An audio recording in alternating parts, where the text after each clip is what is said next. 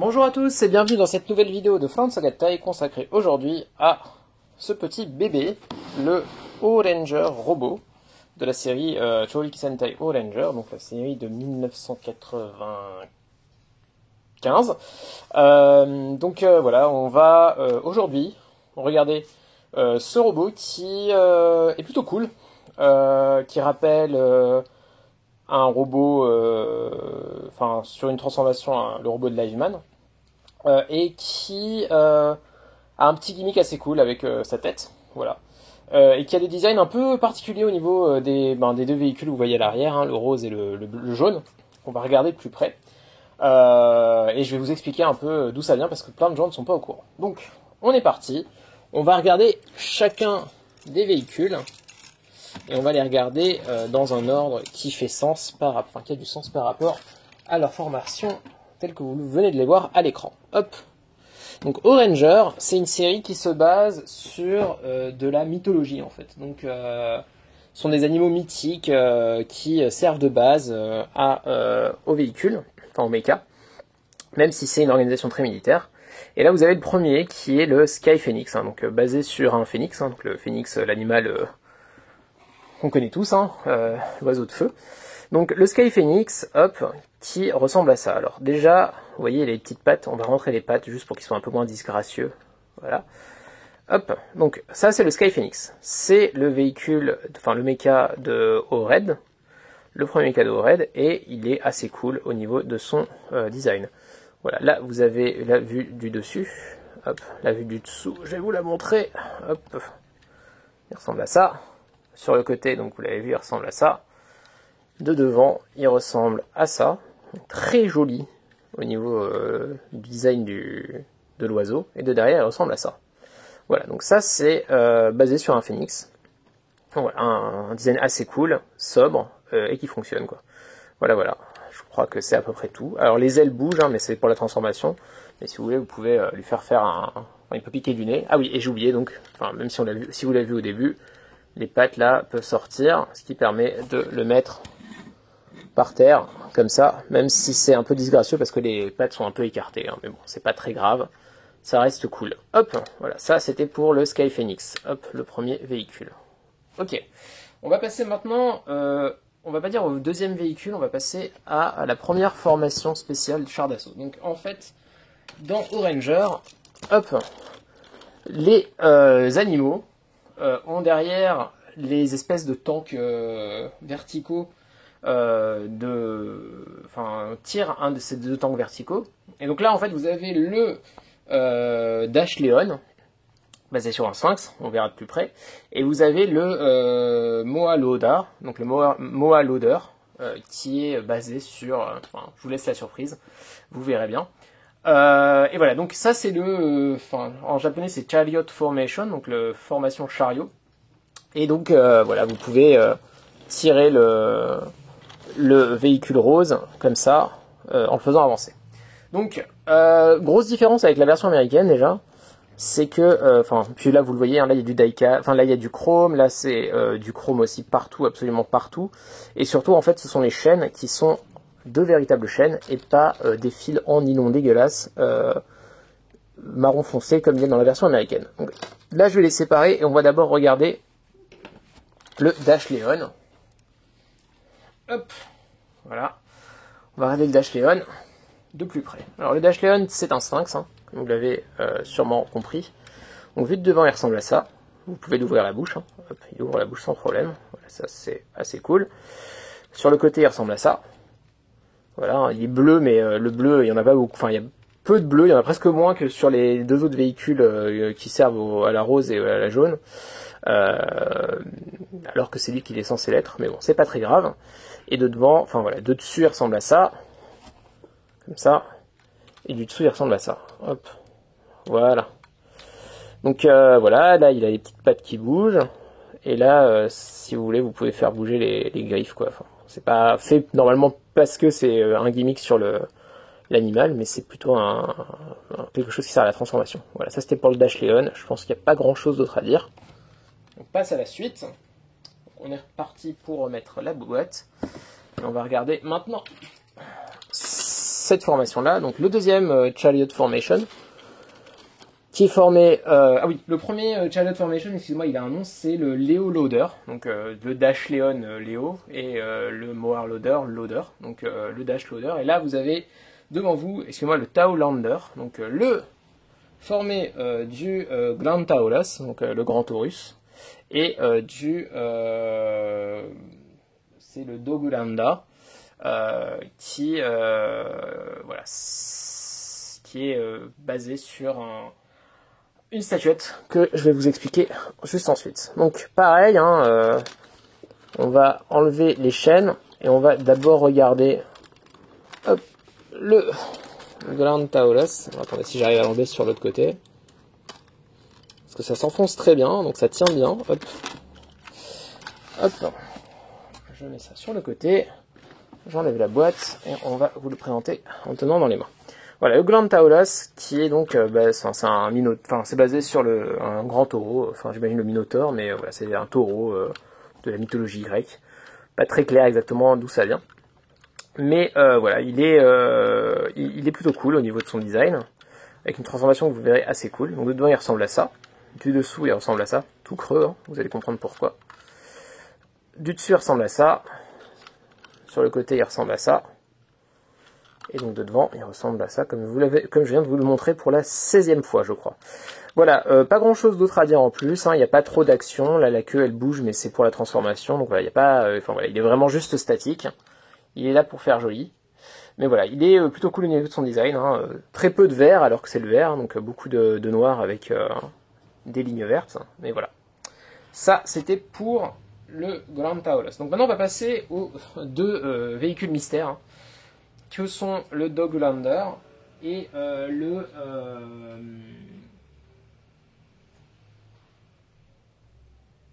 pardon, excusez-moi.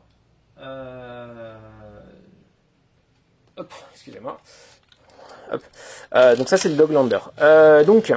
C'est d'abord, enfin pour vous le présenter, je vais rentrer juste les chaînes, comme ça vous verrez comment on rentre les chaînes.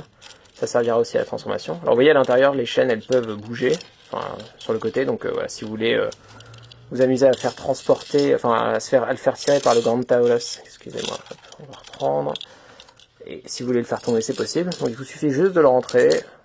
Il y a assez de place pour pas trop vous prendre la tête de savoir comment vous le faites. Hop, et voilà. Alors, le Doglander, il est basé sur, en fait, une statue mythique de l'ère Jomon. Donc, c'est un motif japonais qui s'appelle le Shakko. Donc, le Dogu Shakko, si je me souviens bien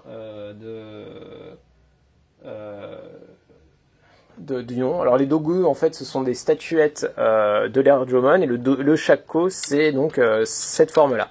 En fait je vous invite à regarder à quoi ressemble un Shakko. Mais en fait ça c'était les yeux. Voilà, donc ça c'est les yeux d'un Shakko. C'est une espèce de divinité qui est là je crois pour la fertilité étant donné qu'il a des grosses hanches tout ça. Donc là on le voit pas trop mais en tout cas voilà c'est basé là-dessus. Donc là en fait cette partie là vous l'oubliez. Là vous avez les yeux du Shakko et là bon voilà ils ont mis des canons pour dire que c'était un tank quoi. Mais voilà, c'est très stylisé en fait comme approche. Mais si vous voyez l'original, vous verrez exactement de quoi ça, enfin, sur quoi c'est basé. Je vous mettrai un lien sur la page Wikipédia dans les commentaires. Voilà, ça c'est pour le Doglander. De devant, il ressemble à ça. Du dessous, il ressemble à ça. Hop. Sur le côté, il ressemble à ça. De derrière, il ressemble à ça. Du dessus, il ressemble à ça. Et je crois qu'on a fait le tour. Hop, voilà. En fait, vous allez un peu mieux comprendre aussi le motif, enfin comment il est représenté sur ce Doglander en regardant le Moa Loader. Hop, donc pareil, vous allez rentrer, je vais rentrer les chaînes. Hop, hop, là. Et voilà, là je pense que ça va un peu plus parler à du monde. Vous oubliez la partie haute avec le canon. Et là en fait vous avez affaire à une statue de l'île de Pâques. Vous voyez, là c'est les yeux. Et donc après ça, enfin je trouve que c'est assez clair quoi. Là vous avez le nez quoi, donc voilà, vous avez une statue de l'île de Pâques qui sert de motif. Donc c'est plutôt cool.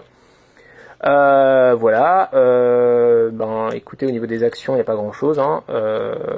Sur le côté il ressemble à ça, de derrière il ressemble à ça, de dessous à ça, de dessus à ça.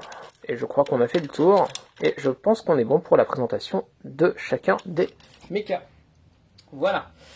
Bien, écoutez, maintenant qu'on a fait le tour, je pense qu'on est parti pour la transformation. Donc on va y aller en commençant par les jambes et on va remonter au fur et à mesure. Donc on est parti, on reprend justement le moelle Oda et on est parti pour la transformation. Alors la première chose à faire, c'est rentrer les canons. Juste pour vous expliquer, pour rentrer les canons, quand vous les sortez, il vous suffit de tirer ça vers le haut. Je vais vous montrer, vous tirez ça vers le haut et ça les fait sortir. De devant, ça ressemble à ça. Hop, voilà. Donc vous rentrez les canons. Vous retirez, vous sortez là cette partie-là qui permet au robot de ne pas trop rouler quand il est en mode robot. Oula, hop, il y a l'autocollant qui s'est barré. Il faudra que je répare ça. Et ensuite vous vous enlevez le canon. Attention, c'est très fragile, hein, donc allez-y doucement. Hop, voilà. Je vous montre après ce qu'il faut faire avec le canon. Et là, vous avez un espèce de cache que vous vous retournez, vous mettez à l'arrière, comme ça. Comme ça, et là, vous êtes bon. Et vous avez formé la première jambe, la jambe droite du Oranger robot. Hop. Pour le canon, il est comme ça. Vous comprendrez exactement à quoi ça sert, mais en gros, vous le tournez et vous le mettez comme ça. Hop. Vous verrez à quoi ça sert. Pour le Doglander, c'est en fait la même chose. Hein. Donc vous déjà vous rentrez les canons, donc vous les baissez d'abord comme ça à 90 degrés et vous les rentrez. Même gimmick, hein, vous tirez à l'arrière et ça les fait sortir. Donc là on est bon. Vous enlevez cette partie là et pareil vous avez un cache que vous mettez à l'arrière comme ça et vous avez formé la jambe gauche. Voilà. Pour le canon, hop, qui est donc comme ça en mode véhicule, vous le retournez et vous mettez ça comme ça, hop là et hop là. Voilà. Ensuite, on passe au Grand Taolos. Le Grand Taolos, hop, vous rentrez la queue et ensuite là vous allez, comme ça vous voyez, les poignets, en fait vous les tirez comme sur des poignets et vous rentrez en fait toute la partie arrière à l'intérieur. Comme ça en fait. Je vous monte du dessus. Voilà, et de devant, pour finir, même si ça va pas être facile, vous rentrez, hop, et vous voyez, ça forme la taille du robot. Voilà, donc les deux jambes, forment, les jambes du côté droit et du côté gauche se mettent s'assemblent et ça permet de créer l'impression que ce sont de grosses cuisses. Voilà, c'est simple et efficace, j'aime bien. Maintenant, le Dash Leon, qui n'est pas sans rappeler le lion dans le robot de Liveman, dans le Live Robot. Donc pour le Dash Leon, excusez-moi, ce que vous allez faire d'abord, en premier lieu, c'est retirer cette partie-là. Alors c'est un peu difficile à faire, mais c'est le premier truc à faire. Alors moi, le petit astuce, c'est que j'écarte un peu, mais je voulais vous montrer ça après, mais j'écarte un peu, je soulève, hop, et là on est bon. J'ai enlevé ça, hop, et voilà. Alors, une fois que vous avez fait ça, vous remontez la tête, et là vous voyez, il y a un connecteur femelle et un connecteur mâle. En fait, quand vous avez fait ça, vous baissez le panneau noir là, et vous l'attachez. Voilà, ça fait un Dash Leon avec la tête très très basse. Ensuite, vous faites l'arrière, donc vous mettez les griffes comme ça, à l'arrière, comme ça. Et là, vous pouvez vous permettre de baisser les bras comme ça. Ce qui va faire les bras, vous allez comprendre. Et en fait, là où c'est comme le Land Lion, c'est que, vous allez écarter là. Hop. Et ça va former les bras. Donc là, vous rentrez la queue, elle bouge comme ça, elle est sur un axe. Donc vous la mettez à l'arrière, vous la cachez en fait, tout simplement. Vous remettez les bras comme il faut. Donc hop, hop. Vous faites pareil de l'autre côté. Là, comme ça. Et les pattes avant, en fait, vous les mettez vers l'arrière comme ça. Voilà, donc, comme ça, vous les mettez vers l'arrière. Et vous avez formé le torse, les épaules et les bras. Donc là, on est bon. Pour cette partie-là, vous allez la transformer en soulevant et en sortant là la partie à l'intérieur. Hop, et voilà, vous êtes bon pour ça. Finalement, sur le Sky Phoenix, vous allez tirer la queue à l'arrière. On verra ce qu'elle fait après. Vous allez d'abord rentrer les pattes. Il faut à tout prix rentrer les pattes en premier. Vous allez pouvoir baisser... bah non, justement, vous n'allez pas pouvoir baisser les ailes. Vous allez ouvrir là le cache que vous voyez là. Il y a la tête. Vous retournez ça. Comme ça. Hop. Voilà, un robot avec un très gros coup. Vous refermez le cache. Et ensuite, vous rentrez les ailes comme ça. À l'arrière, ça fait que les ailes sont complètement rentrées. Et voilà, le Sky Phoenix est prêt. Et on est parti pour l'assemblage. Hop. On va commencer par ça. Alors, je vais vous montrer en fait ce qui se passe. Hop. Je sais pas comment en fait, non, je vais vous montrer, mais je vous montrer juste qu'en gros, ce que vous allez voir en fait, c'est que là, vous voyez, il y a une forme un peu en triangle. Je sais pas si vous voyez. Et là, en fait, vous allez enfoncer comme ça vers l'avant le Glantaurus. Et à l'arrière, en fait, il n'y a pas vraiment de ressort nulle part. C'est vraiment juste un jeu de coincer les choses au bon endroit. Donc, je vais vous montrer. Vous forcez un peu. Hop. Et ça s'assemble.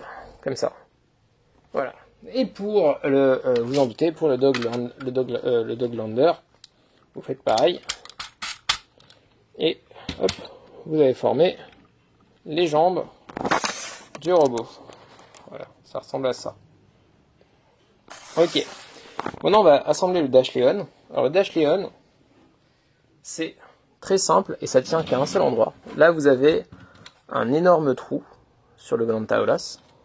Tout ce que vous avez à faire, c'est mettre dans ce grand trou, là, c'est ce petit bloc en fait rectangulaire avec là en fait des trucs jaunes, ce sont des ressorts. Hop, donc vous enfoncez ça comme ça, tout simplement. Hop, et voilà. C'est assemblé. Ça tient bien, même si c'est qu'un seul endroit qui tient, ça tient très bien. Et finalement, pour le Sky Phoenix, vous allez regarder, là vous avez les connecteurs femelles.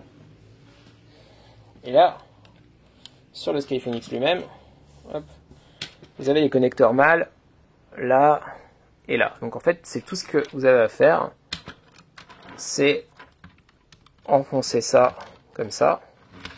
Donc, vu de devant, ça donne ça. Hein. Vous voyez, c'est dans la série, c'est comme ça. Hop. Et vous avez que à enfoncer. Hop. Et voilà.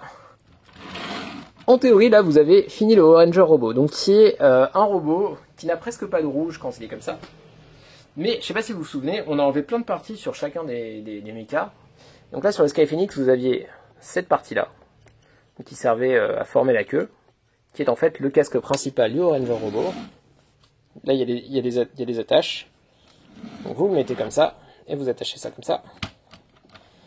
Et voilà, vous avez formé le Oranger Robot. Voilà, très cool dans son design.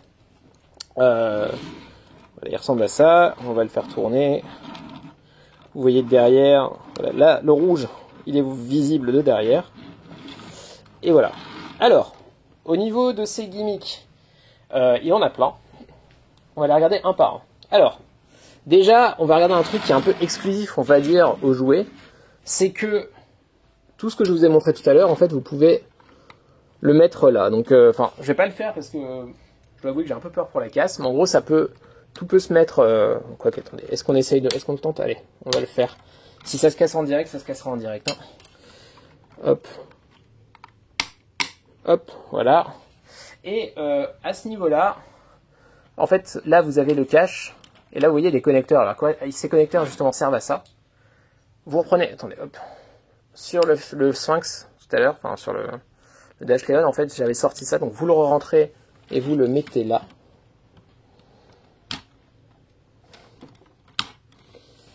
Donc, voilà. Et là, vous pouvez le baisser. Et en fait, là, vous pouvez mettre aussi le casque principal. Il y a des connecteurs pour, et voilà, ça fait que tous les casques en fait sont sur le robot. Bon, on le voit pas dans la série ça, hein, mais ça ressemble à ça. Et le casque du Glantaurus, c'est celui-là. Donc on est parti, on va les regarder un à un. Alors, pour le Sky Phoenix, le casque, c'est donc le casque principal, c'est celui-ci. Voilà. Donc ça, c'est le casque de base. Ensuite, donc c'est... attendez, son nom c'est... Ça va être Skyhead. Non, Winghead, pardon, c'est le Winghead. Ensuite, on retire. Je vais pas les remettre à chaque fois. Hein. On passe au deuxième, qui est... Hop là, pardon. Là. Voilà, j'ai tiré vraiment là. Donc cette partie-là, comme ça. Vous la retournez, vous mettez ça comme ça. Hop. Et vous mettez ça là. Voilà. Et ça forme le hornhead, donc les cornes. Hein, donc voilà, ça c'est le deuxième. Si vous voulez voir de plus près, ça ressemble à ça. Voilà. Ensuite, vous avez, oups là, on va tirer, on va remettre. Vous avez donc, on va prendre ça, on va tirer là, on va l'enlever, on va mettre,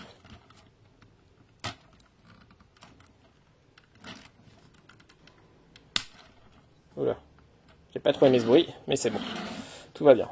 Donc là, vous remettez comme c'était tout à l'heure, vous vous souvenez, comme ça, hop, et vous mettez ça là, hop, voilà, et vous avez formé la Graviton Head. Donc Graviton Head, c'est parce qu'en fait, il lance un laser de là qui fait voler le monstre en l'air, voilà, avec l'antigravité. Voilà, ça c'est pour le Graviton Head, voilà, qui ressemble clairement à enfin, qui donne clairement un air de pharaon au robot. Voilà, hop, ça on enlève aussi. Ensuite, on retire ça, hop, et ça, bon, je pense que vous avez compris, vous le mettez comme ça. Et là, vous avez la Balkan Head, donc Vulcan, hein, donc les deux canons, hein, les Vulcans. Voilà, donc ça, c'est plutôt cool. Yep là. Et finalement, alors ma tête préférée au niveau du design, c'est celle du Sphinx, hein, clairement, enfin, la Graviton Head. Mais j'aime bien aussi la dernière, parce qu'elle est complètement over the top. Attendez, je vais faire ça hors caméra pour pas faire de bêtises. Hop, voilà. Et donc c'est la Cannon Head, qui est juste le robot avec un énorme canon sur la tête. Voilà, donc mieux que la Balkan Head. Donc voilà, un système cool, voilà, bien pensé, qu'on apprécie. Et donc voilà, c'est tout pour ce qu'on appelle, si je me souviens bien, le header system dans la série. Hop, on va retirer ça et on va remettre le casque principal, comme ça, hop là, voilà. Et on va regarder le dernier accessoire de ce robot, hop, qui est son épée, qui s'appelle... Je vais vous avouer que j'ai deux trois anti-sèches. C'est la Super Crown Sword. Donc voilà, tout en métal, enfin en chrome. À savoir que c'est la dernière épée chromée de toute l'histoire des robots Sentai, hormis les éditions un peu de luxe, Super Sentai Artisan, Chogokin, tout ça. C'est la dernière épée sur un Deluxe. Ça changera dès la série avec le deuxième robot, avec le haut bloqueur. Ces deux épées sont en plastique mou. Voilà, c'est la dernière épée. Dans la version américaine, bien sûr, ce n'était pas le cas. Et voilà, c'est une jolie épée. Alors, ce qui est cool avec le Oranger Robot, c'est que... Bon, on va lui mettre l'épée comme ça. Mais grâce aux articulations du Dash Leon, en fait, vous avez plein de poses à faire possibles.